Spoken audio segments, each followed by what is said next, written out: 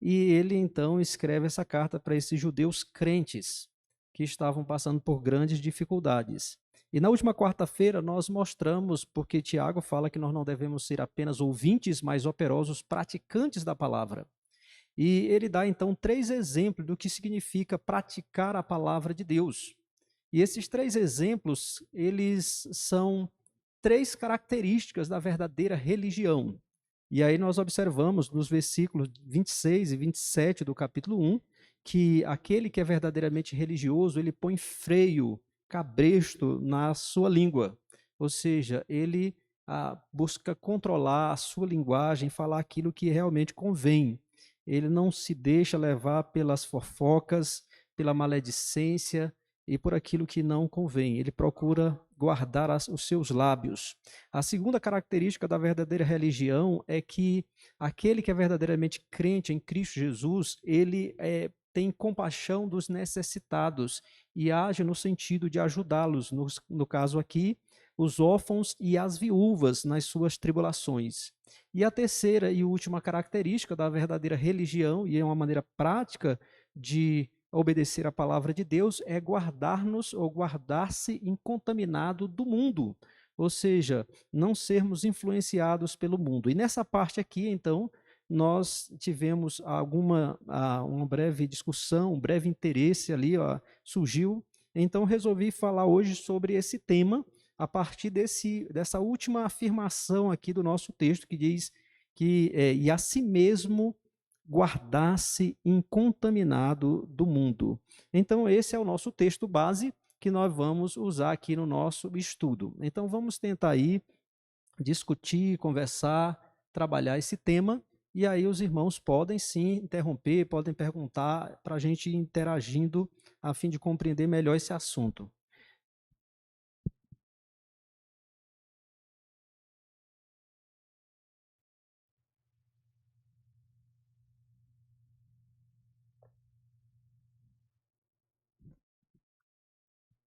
Então vamos lá. Vamos passar aqui adiante. Então, primeiramente, o que é mundo? Nós explicamos naquela ocasião o que é mundo, e mundo é a humanidade em rebelião contra Deus, com seus valores, crenças e práticas contrários a Deus e à sua palavra. Então, isso é o mundo que está falando aqui, que nós não devemos nos contaminar, ou que nós devemos nos guardar incontaminados do mundo. Então, essa humanidade corrompida, caída, com seus valores, as suas crenças, as suas práticas, que contrariam a Deus e a sua palavra. Então, isso é mundo. E nós estamos inseridos nesse mundo, nós estamos inseridos no sentido que nós convivemos a toda hora com pessoas nessas condições. E vejam, esses valores, é muito interessante perceber que os valores do mundo, ao contrário dos valores da palavra, os valores de Deus, eles permanecem os mesmos, eles são imutáveis. Mas os valores do mundo, as crenças, elas mudam dependendo da cultura, da ideologia que dominam a época. Por exemplo, nós vamos pensar na cultura grega. Quando Alexandre o Grande dominou o mundo, ele então disseminou a cultura grega no mundo. Então, costumes, línguas, então foram espalhados pelo mundo na época em que ele domina aquela região, aquele mundo antigo. E assim a cultura grega, com suas crenças nos vários deuses que eles acreditam, nos falsos deuses, isso se espalhou e criou-se uma determinada cultura. Quando vêm os romanos, eles também criam uma determinada cultura. Mas nós podemos pensar, por exemplo, a cultura islâmica. Então, quem vai ou quem assiste algum programa, por exemplo, que retrata países islâmicos, eles têm lá a sua cultura, os seus costumes, as suas crenças, os seus valores. Então, dependendo disso aí, muda os valores, as crenças do mundo. A palavra de Deus não, ela permanece para sempre. Os princípios da palavra de Deus nunca mudam. Então, essa é uma grande distinção que nós devemos entender. Por exemplo, a cultura católica, então, também estabelece uma cultura. O Brasil, por exemplo, que foi colonizado, e especialmente pelos portugueses, e que eram predominantemente católicos, nós vamos ter por muito tempo uma predominância católica, e hoje a influência ainda é muito forte do catolicismo em nosso país. Mas conforme vai mudando as ideologias, então vai mudando-se as crenças, os valores. E o que acontece, irmãos? O que é manter-se incontaminado do mundo? Significa guardar-se livre das influências dessa sociedade e cultura que estão em rebelião contra Deus. Significa termos uma cosmovisão e conduta que não sejam moldadas pelos valores e práticas que caracterizam essa sociedade decaída. Então, isso é o que significa ser incontaminado. Evitar. Isso, meus irmãos, é tão difícil, por quê? Porque nós estamos imersos numa cultura, nós estamos imersos no mundo. Você se relaciona diariamente com pessoas que não são crentes, que não têm os valores da palavra de Deus. Você diariamente é bombardeado pelas mídias, com valores, com crenças que não são aqueles da palavra de Deus, que são contrários, hostis à palavra de Deus. Então, nós vivemos imersos nessa cultura, nesse contexto de paganismo, de secularismo. Então, como não nos contaminarmos? Então, não é uma coisa simples. Então, vamos passar aqui adiante para a gente ver isso, essa influência na família, na igreja e na vida pessoal. Nós vamos apenas destacar alguns poucos exemplos, irmãos, porque nós não temos como falar de muitos exemplos dessa influência nessas três áreas. Então, vamos falar apenas, trazer alguns exemplos nessas três áreas, na família, na igreja e na vida pessoal. Então, vejamos, por exemplo, na família. Na família, nós começamos a destacar a questão das finanças, não foi isso? Nós falamos das finanças e demos o seguinte exemplo: pessoas que, o marido que diz, o dinheiro é meu, eu faço o que eu quiser, pensando num contexto em que o marido trabalha fora e a mulher trabalha em casa. Não é que a mulher não trabalha, ela trabalha em casa. Então, no contexto em que o marido trabalha fora, então ele diz, eu faço o que eu quiser com o dinheiro é meu. E falamos também da mulher que trabalha fora e ela diz, não, o que eu ganho eu vou fazer aquilo, vou cuidar das minhas necessidades pessoais. Então o dinheiro é meu. E aí nós falamos que, na verdade, quando nós, no contexto de um casamento cristão, isso não deveria existir. Por quê? Porque onde fica, na verdade, o princípio de uma só carne? Então, quando nós nos casamos, nós, como a Bíblia diz, deixamos de ser dois, mas agora uma só carne, uma unidade. Então, marido e mulher formam uma unidade. Então, tudo o que é de um é também do outro. Inclusive, entrando na questão sexual, a Bíblia vai até dizer que o corpo do marido é da mulher e o corpo da mulher é do marido. Então, tem uma unidade. Então, como é que agora eu tenho o meu dinheiro e ela tem o dinheiro dela? Não. O dinheiro é nosso. Como eu disse naquela ocasião, a primeira pessoa do plural, do singular, deixa de existir. É a primeira pessoa do plural, nosso, nós e assim por diante. Então, é claro que tem algumas dificuldades, nós vamos já voltar àquelas dificuldades que nós falamos daquela outra vez. Um outro princípio importante na questão do casamento, meus irmãos, é que há uma coisa básica no casamento, que o casamento é uma aliança de companheirismo, a mulher é companheira do marido e o marido é companheiro da mulher. Por exemplo, quando Deus cria Adão, ele cria, por que ele cria, quando ele cria Eva, por que ele cria Eva? Eu estou pensando biblicamente, o que a Bíblia diz, qual o motivo por que Deus cria Eva? Para ser uma companheira idônea,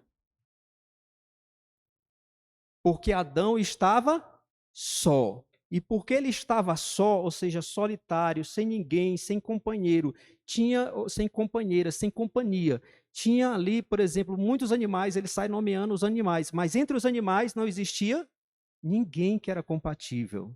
Não existia alguém que era idôneo.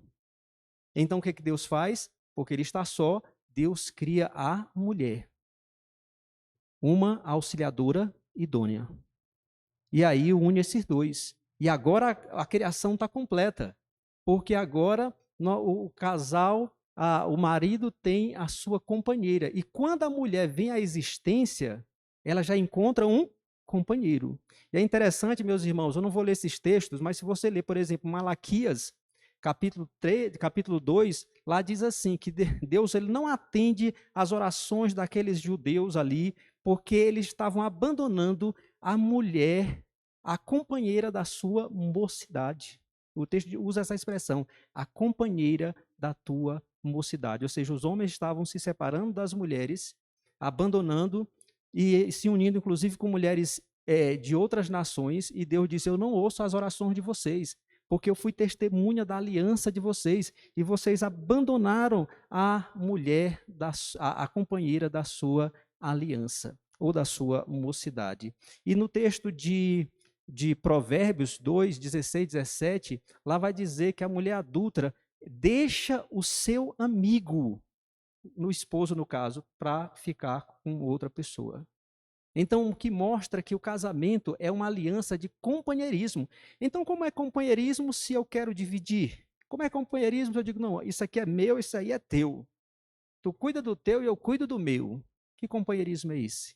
Então, esses princípios, eles são quebrados quando nós usamos esse tipo de conduta. Essa conduta é do mundo, que não segue os princípios de Deus, que não entende que o casamento é uma só carne, que não entende o casamento como sendo uma instituição divina, por meio da qual Deus une homem e mulher, formando deles uma só carne, fazendo com que eles entrem assim nessa aliança de companheirismo. Isso é coisa do mundo. Marido e esposa crentes devem conjugar o verbo na primeira pessoa do plural. Bem, mas essa é apenas uma das áreas. Vamos pensar outras áreas. A questão da criação de filhos. Como é que nós estamos criando os nossos filhos? Será que nós estamos criando os nossos filhos segundo a palavra de Deus? Ou conforme a cultura, o mundo no qual nós vivemos? Por exemplo, nós podemos pensar em algumas situações. Pense, por exemplo, hoje tem pais crentes que são contrários à disciplina física. Não, esse negócio de disciplina física não resolve, violência gera violência. Já viram esse argumento? Violência gera violência. Então, não disciplinar fisicamente. Quando o provérbio diz que aquele que ama cedo disciplina, que a estutice está ligada ao coração da criança, e que a vara da disciplina a afastará dela. Então, nós devemos criar a palavra de Deus. É claro, a própria Bíblia vai dizer que, o Provérbios vai dizer que nós não devemos espancar os nossos filhos. É discipliná-los. É importante fazer essa distinção. É discipliná-los, é corrigi-los e fazê-lo em amor, porque o padrão que nós temos é o padrão de Deus. Lá em Hebreus diz que Deus corrige a todos aqueles que ele recebe por filho, que ele corrige a quem ele ama. E se alguém quer estar sem correção, é bastardo e não filho. Então Deus é o maior exemplo de pai que ama e corrige. Nós, como pais, nós temos que criar os nossos filhos não conforme a cultura e nem mesmo, por exemplo, mesmo que se tenha uma lei, se tiver uma lei, essa lei da palmada, tem aqui alguém do direito aí que entende direitinho essa lei? Não pode, de jeito nenhum, fisicamente. Então, aí nós temos que fazer uma escolha. Nós vamos obedecer à lei dos homens ou à lei de Deus? E nessa hora, nós temos que dizer como Pedro, importa-nos agradar a Deus do que aos homens. Importa-nos agradar a Deus do que aos homens. Então, nós devemos entender isso. Então, meus irmãos, como é que nós estamos criando os nossos filhos? Outra coisa, vejam como às vezes nós somos tão rigorosos com os nossos filhos para que eles compareçam às aulas, não faltem. Levantamos o filho cedo, se não quer acordar, mas a gente vai na força e manda para a escola.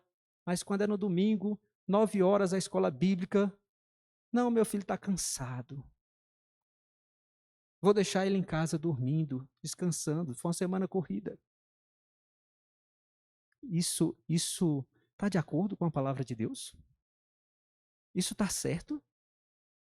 O mundo é que faz isso. O mundo é que faz isso, irmãos. Então, como é que nós estamos criando os nossos filhos? Outra coisa, quais são as prioridades da família? Será que as nossas prioridades como família refletem o conteúdo da palavra de Deus? Então é importante trabalhar essa questão das prioridades. Quais são as nossas prioridades? Às vezes, como família, nós pensamos, não, o único dia que eu tenho para lazer é no dia de domingo. E aí eu me preocupo todos os domingos em levar meus filhos para o passeio. Vou para o zoobotânico. Quais são os outros lugares aqui? Perinópolis, Parque da Cidade, Zoológico, Parque da Cidade, água mineral. E a igreja eu vou quando der. Quando der certo, eu vou. Esse final de semana eu estou sem dinheiro para passear, então hoje eu vou para a igreja. Isso é mundanismo. Isso não é de Deus. Então, irmãos, aqui são como lidar com os conflitos e dificuldades no casamento. Aí aqui vem o seguinte: vamos supor que no caso aqui um cônjuge pense na questão das finanças que nós trabalhamos na última vez. Pense nessas outras áreas, está havendo choque em relação a isso. Um quer de uma maneira, outro quer de outra. Um quer a coisa biblicamente, o outro quer não. Sabe, eu achei interessante, tem uma irmã, mas essa irmã, ela é muito engraçada, ela é muito brincalhona. Ela me chamou um dia e disse, pastor, ela inclusive é de uma outra igreja presbiteriana, não era nem da igreja que eu pastoreava. Ela disse assim, pastor, você tem que conversar com o João. Esse homem é muito crente, pastor. Converse com ele, já está demais. Mas às vezes, meus irmãos, isso acontece, isso não foi em tom de brincadeira, mas às vezes acontece de verdade. Em que um está querendo conduzir a família para os caminhos do Senhor, para devocional. Essa mulher só quer saber de devocional, esse marido só quer saber de devocional. Por que a gente vai assistir uma série? Por que a gente não vai fazer uma coisa? Não que a gente não possa assistir séries. É inclusive bom para o casal assistir série e tudo mais. Só que nós temos que ver as prioridades. E às vezes o que acontece, meus irmãos? O casal está em conflito quanto à criação dos filhos, nessa questão das finanças. Então, o que fazer? Inclusive, o nosso irmão Diácono Eduardo, ele falou uma coisa muito interessante, que são realmente os passos necessários para lidar com os conflitos. Então, vamos aqui aos passos para como lidar com o conflito. Você casado, está em conflito, então como lidar com essa situação? Vamos pensar nos passos bíblicos. Primeiro de tudo, o diálogo e o confronto bíblicos, a confrontação bíblicos no contexto do casamento, só no contexto. Então, tem um cônjuge está contrário à palavra de Deus, o outro, não importa. Por exemplo, nós sabemos que existe uma hierarquia na família. O homem, ele é o cabeça do lar, ele é o chefe do lar, como Deus estabelece na sua palavra. Mas isso não significa dizer que ele não possa ser confrontado pela esposa. Isso isso não significa que ele não possa ser chamado a atenção biblicamente. E é muito importante que a gente entenda isso. Esse chamado tem que ser bíblico. Ou seja, eu vou confrontar a pessoa, ou a pessoa deve me confrontar, a minha esposa deve me confrontar, à luz das Escrituras. Dizendo, Renato, você não tem agido de maneira bíblica nessa área, a palavra de Deus diz isso e aquilo outro. Então, você não tem agido bem, você precisa mudar, porque a palavra de Deus exige isso. O problema é que, às vezes, na nossa confrontação, nós já vamos brigando. E a coisa não funciona. Então, entendam, a confrontação ela tem que ser bíblica. Nós temos que chamar a atenção do nosso cônjuge em amor e trazendo argumentos bíblicos, porque a Bíblia é a nossa única regra de fé e prática. Procurando trazer o nosso cônjuge para o caminho do Senhor, para a vontade do Senhor, e não simplesmente para a minha vontade. Então, esse é o primeiro passo na confrontação entre os cônjuges. A outra coisa, não está conseguindo resolver, já foi confrontado, confrontado, então é hora de buscar ajuda, orientação bíblica. através do aconselhamento pastoral. Então, a esposa chama o esposo, ou o esposo chama a esposa. Minha filha, meu filho, nós estamos tendo conflitos em nosso casamento. Não convém que nós, como crentes, vivamos dessa maneira. A palavra de Deus nos mostra que nós devemos, o nosso casamento tem que ser um reflexo, ou refletir o relacionamento de Cristo com a igreja. Então, vamos procurar o pastor, ou o presbítero tal, vamos buscar orientação bíblica para que a gente possa resolver esse problema no contexto do nosso casamento. Então, esse seria o segundo passo, buscar aconselhamento bíblico. Porque, por exemplo, nós aqui, eu e os presbíteros, nós somos os pastores da igreja, para orientar a igreja biblicamente. Então, é correto que os irmãos nos procurem. Lembra no Antigo Testamento, quando, inclusive, reis e outros tinham um problema sério, uma dificuldade, eles iam consultar o Senhor perante o profeta. Não é do mesmo nível, porque naquele tempo, naquela época, existiam os profetas e eles tinham a inspiração do Espírito Santo. Eles falavam de maneira infalível. Não é nesse sentido, mas você está buscando, através de alguém que conhece mais a palavra, a orientação de Deus, que é infalível, aqui o que está na palavra. Então, se pastores e presbíteros orientarem os casais, as famílias, a igreja, de acordo com a Bíblia, essa orientação ela é infalível, inerrante. Então, é buscar. Sabe qual é o problema, irmãos? E eu até entendo, mas é um problema que nós precisamos superar. É porque muitas vezes nós não queremos nos expor. Não é mesmo? Eu não quero expor o que está acontecendo no meu casamento para o pastor ou para o presbítero. Eu não quero. E aí nós ficamos com vergonha. A vergonha supera, de repente, algum desejo que se tenha de buscar. O problema se agrava, e quando chega ao pastor e ao conselho, já não tem mais jeito. A situação já chegou a um nível que já não tem mais jeito, a não ser um milagre extraordinário aí da parte de Deus. Então, mas se tivesse buscado antes, se tivesse buscado mais no início, talvez tivesse sido resolvido, porque o pastor iria acompanhar, o pastor iria orar e trazer orientações bíblicas para o casal. Então, esse é um passo, meus irmãos, importantíssimo. Então, se chegar uma situação dessa, não tenha medo, não tenha vergonha, tenha medo do seu casamento acabar. Que o seu desejo de que o seu casamento seja um relacionamento harmonioso, que seu casamento seja restaurado, que esse desejo seja muito maior do que a vergonha, para que, de fato, esse casamento prospere. E vamos supor, foi para aconselhamento bíblico, trabalhou, não resolveu o problema.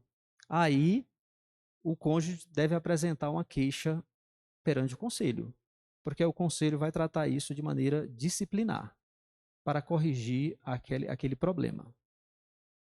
Entenderam aí, irmãos, os passos? Ficou claro aí, irmão Eduardo? Muito bom, muito bom. Então, e aí, veja que por trás disso aqui nós temos o princípio de Mateus, capítulo 18. Se teu irmão pecar contra ti, vai arguir entre ti ele só. Se não te ouvir, chama 2 ou 3 pessoas para serem testemunhas. Se não, então veja que tem passos aí nesse procedimento. Então é dessa maneira. Bem, vamos pensar aí em termos de igreja. Em termos de igreja, meus irmãos, vamos pensar o mundanismo na igreja. Veja, da família, eu mencionei só aqueles pontos, mas a gente poderia mencionar muitos e muitos outros. O ponto aqui é que nós precisamos nos voltar para a palavra, e todas as áreas da nossa vida devem estar de acordo com a palavra. Vamos pensar agora o mundanismo na igreja, que infelizmente é algo muito visível e perceptível na igreja brasileira. Então, por exemplo, quando a igreja valoriza muito mais prédios, estruturas, do que pessoas. Teu irmão passando necessidade ali, a igreja tem conhecimento disso. Não, mas nós temos que fazer a reforma aqui. Não, nós temos que fazer essa cobertura, ela é necessária, a chuva está chegando. E, de fato, nós já estamos planejando fazer essa cobertura aqui, certo? a chuva está chegando, então nós vamos fazer, não tem dinheiro para ajudar essas pessoas, esses irmãos da nossa igreja que estão em necessidade. Isso é mundanismo. Isso não é bíblico. Igreja aqui não é esse prédio aqui, não é isso aqui. Igreja é isso aqui. São pessoas. Cristo não morreu por prédios. Ele morreu por pessoas. Para salvar pessoas. Então, quando a igreja começa a valorizar estruturas, prédio, patrimônio, a conta lá da igreja, vamos supor, ou se tivesse assim, tem 1 milhão, 2, mas na hora de tirar para ajudar um irmão que está numa situação extremamente difícil, passando por dificuldades, o conselho tem dificuldade para fazer isso. Ou então, vamos pensar individualmente. Eu tenho condições de ajudar aquele irmão. Eu tenho condições, não é nem uma questão com conselho, eu tenho condições. Eu sei que aquele irmão está passando necessidade, mas eu não movo um dedo. A Bíblia diz: como pode estar o amor de Deus no coração dessa pessoa? Então, isso é mundanismo. Ou então, meus irmãos, pense no caso de a igreja que tolera pecados. E aí nós temos o caso da igreja de Corinto, que estava aceitando a seguinte situação: um homem estava tendo um caso com a sua madrasta. Paulo diz: isso que está acontecendo entre vocês não é aceitável nem entre os ímpios. Veja que era algo além do mundanismo. Nem entre os ímpios era uma situação aceita. E eles estavam ali aceitando aquela situação de boa. Então, mundanismo na igreja. Então, por isso é que uma das características, quais são as características da verdadeira igreja? Já que vocês não estão perguntando, eu vou perguntar. Quais são as marcas da verdadeira igreja? Vamos lá? Bons alunos de escola bíblica, quais são as marcas da verdadeira igreja? Aquelas marcas tradicionais, aquelas marcas que vêm da reforma protestante. Quais são as marcas da verdadeira igreja?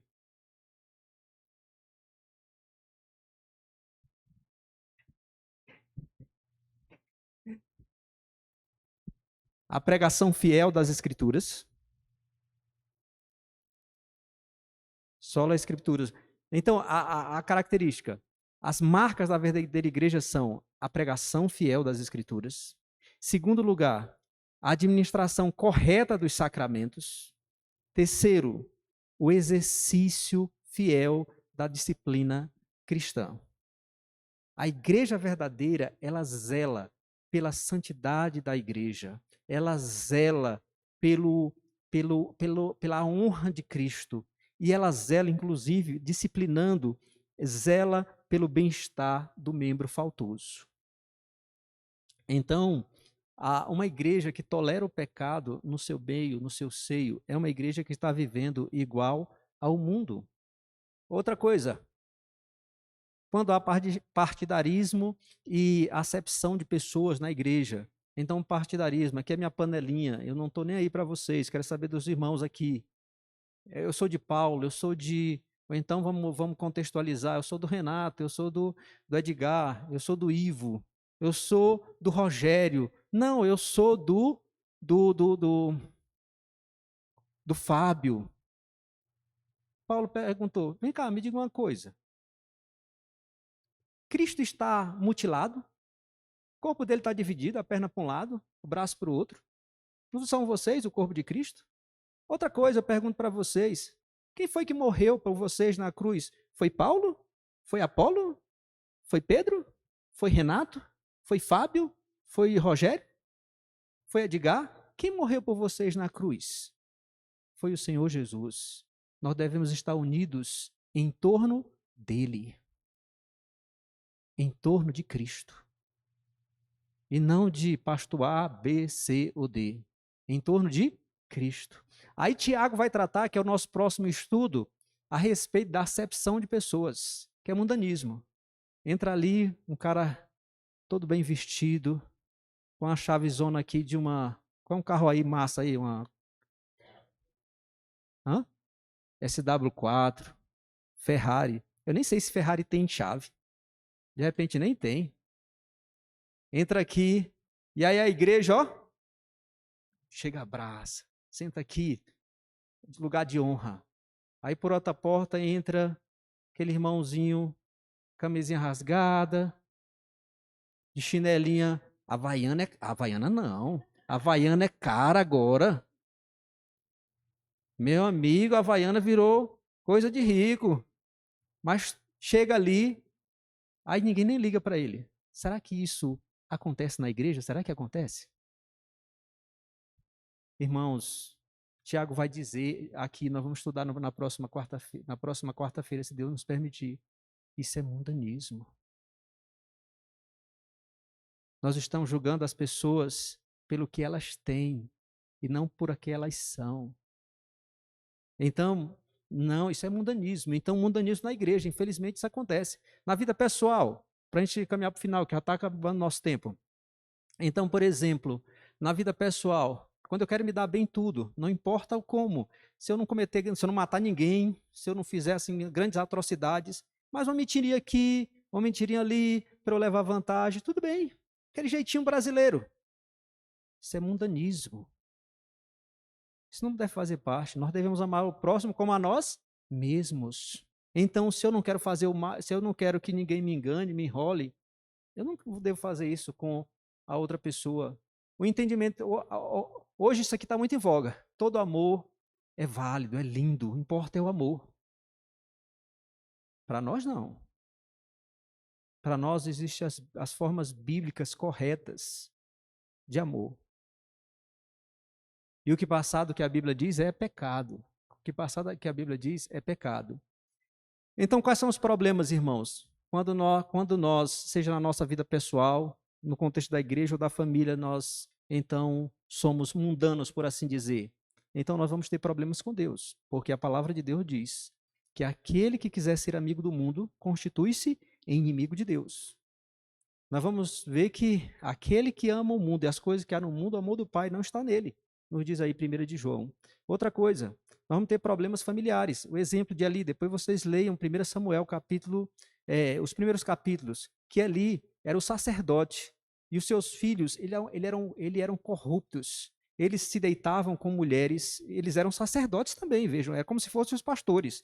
Se deitavam com mulheres, chegava lá, oprimia o povo, disse, não, eu quero esse pedaço aqui desse sacrifício, e pegavam. E Deus vai repreender ali porque ele não corrigiu os seus filhos. E teve consequência. Os 2 filhos foram mortos por causa dos seus pecados. E o próprio Eli também. Então, nós vamos ter problemas familiares quando nós somos mundanos em nossas famílias, em nossa vida. Bem, o grande desafio do crente. Deixa eu mostrar como isso é grande.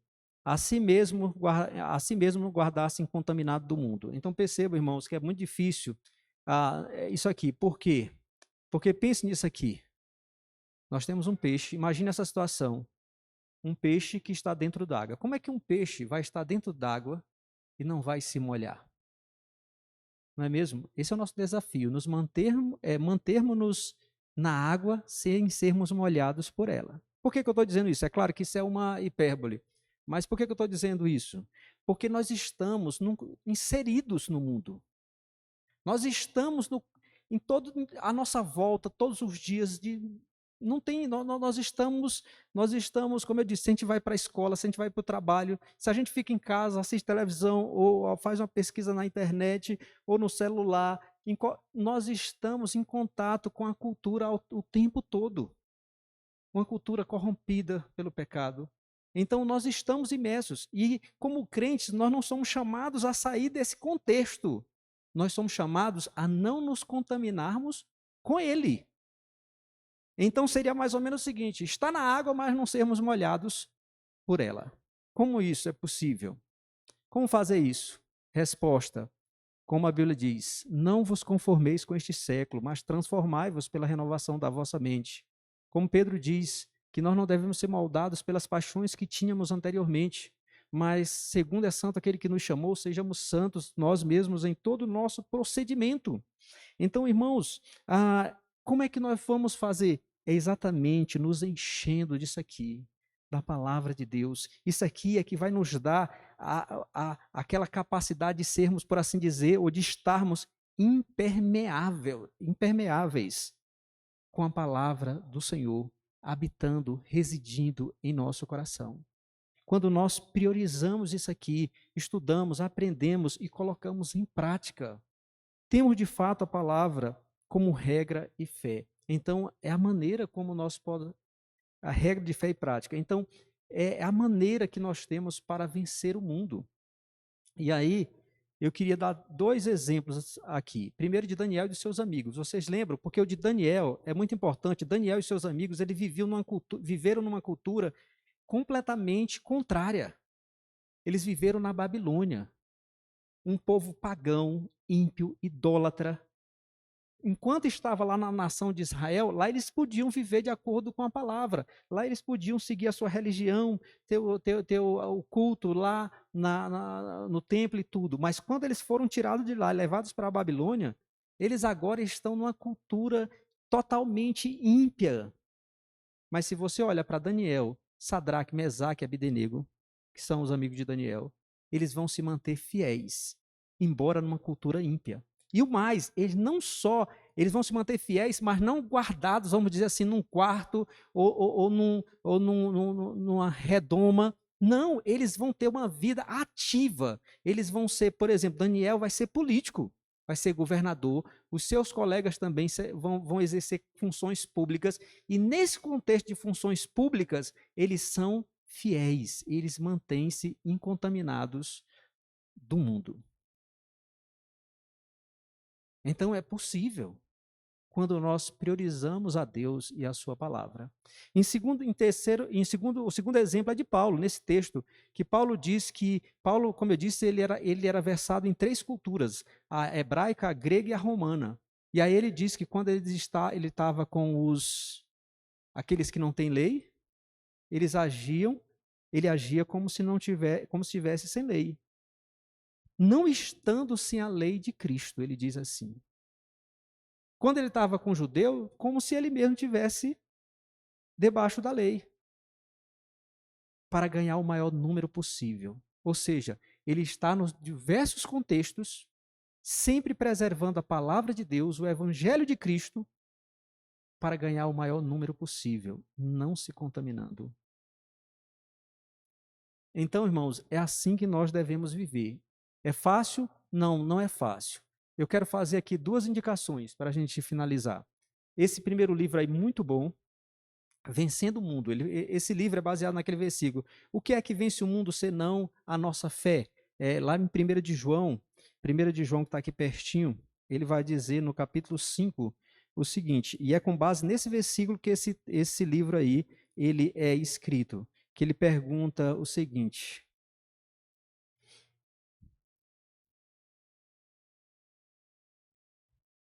Assim, porque, versículo 4 do capítulo 5 de 1 de João, porque todo o que é nascido de Deus vence o mundo, e esta é a vitória que vence o mundo, a nossa fé. Olha aí, a nossa fé é a vitória que vence o mundo. Quando nós confiamos de fato em Deus, quando nós de fato temos essa fé firme e forte, nós nos voltamos para Deus e para a sua palavra, e essa fé vence o mundo. Então esse livro, ele é muito bom.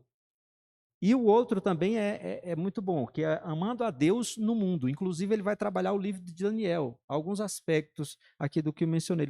Ele vai trabalhar o livro de Daniel e vários outros aspectos, para que nós tenhamos uma cosmovisão, ou seja, uma visão da vida, do mundo e dos acontecimentos que seja uma visão bíblica.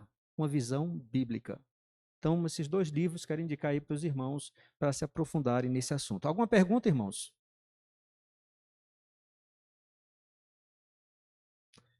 Se não, que Deus nos ajude a nos guardarmos incontaminados do mundo. Amém. Oremos. Senhor Deus, obrigado pela tua graça, pela tua bondade e misericórdia. Meu Deus, que desafio é para nós. Estamos no mundo, mas não podemos ser, não devemos ser contaminados por ele. Por isso, Senhor Deus, ajuda-nos, para que de fato tenhamos cada dia uma fé mais firme e mais forte, que nos leve a nos voltarmos para o Senhor e para a tua palavra, de maneira que assim, mesmo estando no mundo, nós não sejamos contaminados por ele, mas sejamos sal da terra e luz do mundo, para que muitas pessoas te conheçam e o Senhor seja glorificado na vida de cada um de nós. É em Cristo que nós te imploramos. Amém. Vamos